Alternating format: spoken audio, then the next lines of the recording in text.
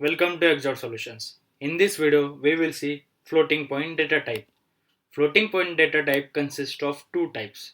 They are float and second one is double. First, we will see a float data type. Float data type allows a variable to store decimal values, as integer data type allows to store a whole numbers. Like that, float data type allows decimal values to store. Storage size of float data type is 4. Okay, this also varies depend upon the processor in the CPU, as we have seen in the int data type.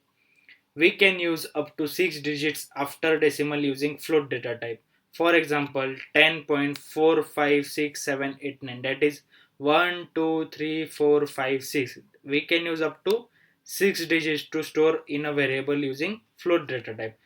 Now next is a double. Double data type is also same as float data type, which allows up to 10 digits after decimal. Now this is the chart. Refer to this chart. If you have any doubt regarding this chart, you can contact us on Telegram, as we have given in the link